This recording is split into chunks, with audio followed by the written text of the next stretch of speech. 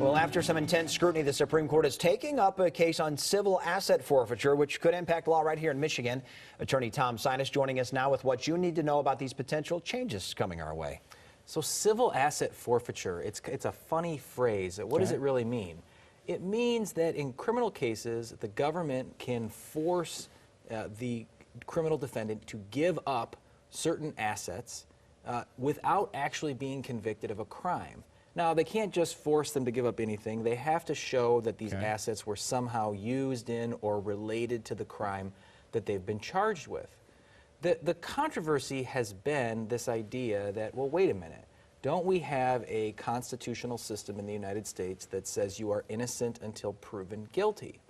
And if that's true, why should the government be able to allow itself to forfeit assets of a criminal defendant absent a conviction? You took my stuff, I went to court, I was found innocent, and it's kind of too late now. Right. Now, and so this is where the controversy with forfeiture has existed for a long time. We have two things happening. One, there's a bill in the state legislature, Senate Bill 2, that would essentially require the conviction to happen first before the forfeiture. Oh, wow. Right now, a forfeiture of assets up to $50,000 can be done by the government even without a conviction. Senate Bill 2 would make a conviction mandatory in order for the government to proceed with forfeiture. The second thing that's happening is actually in the federal court system all the way up to the United States Supreme Court. Case is called Timms versus Indiana.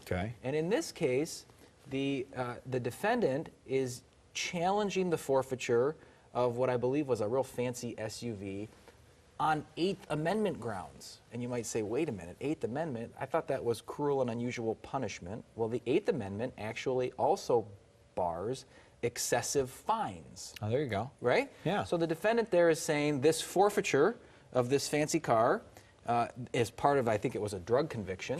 That the forfeiture of the car is a violation of my Eighth Amendment right not to be subject to excessive fines. That SUV equated to a lot of money. That's exactly right. So this topic is really interesting because we have, as we do with so many topics in the law, we have two parallel paths. We have a potential change in state law. We also have a potential change in federal constitutional law that could, of course, change the law for all the states. So when it comes to civil asset forfeiture, sounds like an esoteric topic, but it's one that I think we're going to be hearing more of this year. The fact that there's one going on at the state level and the federal level, safe to say all parties agree the system right now is kind of broke?